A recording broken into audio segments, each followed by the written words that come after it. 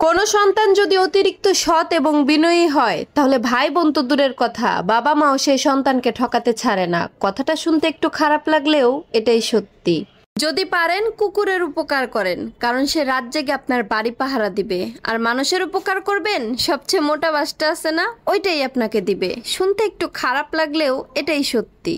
এক ফোঁটা বীজ গোটা এক কলসি পানি নষ্ট করে দিতে পারে। ছোট্ট একটা পাথরের টুকরো বড় একটা কাচের দেয়াল ভাঙতে পারে। ঠিক তেমনি আপনার বলা ছোট্ট একটা মিথ্যে কথা একটা মানুষের গোটা জীবন ধ্বংস করে দিতে পারে।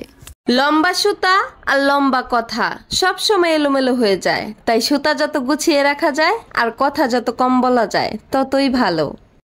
স্বামী তুমি আপনজন, এটাই জানতো আমার মন। মাঝে মাঝে তোমার ব্যবহারে চোখে আঙ্গুল দিয়ে বুঝিয়ে দেয় আসলে মেয়েদের পৃথিবীতে কেউই হয় না আপন। ধৈর্য ধরাও শিখলাম, মানিয়ে নেওয়াও শিখলাম, নিজেকে সান্ত্বনা দেওয়াও শিখলাম। শুধু শিখতে পারলাম না মিথ্যে অভিনয় করে মানুষের মন জোগাতে। বিয়ের আগে আমার বাবা বলতো আমার মেয়েটা অনেক ভাগ্যবতী, অনেক লক্ষ্মী একটা মেয়ে। জানো বাবা, শ্বশুর বাড়িতে সেই লক্ষ্মী মেয়েটাকে এখন শুনতে হয় সে নাকি অলক্ষ্মী।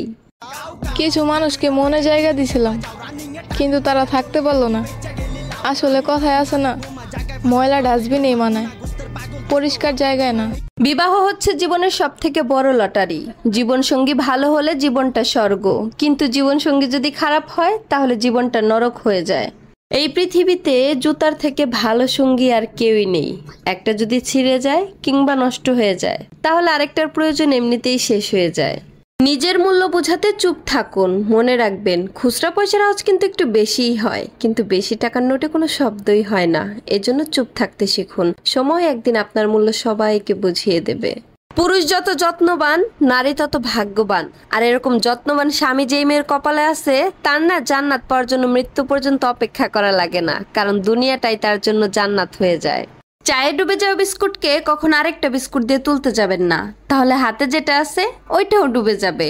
ঠিক তেমনি বউ থাকতে কখনো আরেকটা বউ খুঁজতে যাবেন না, তাহলে ঘরে যেটা আছে ওইটাও চলে যাবে।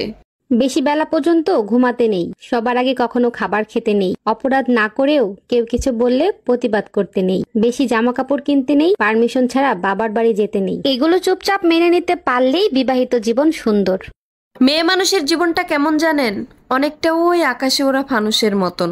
সবাই তাকে উড়তে দেখে, কিন্তু সে যে ভেতরে ভেতরে পুড়তে পুড়তে উঠতেছে ওইটার খবর আর কেউ রাখে না।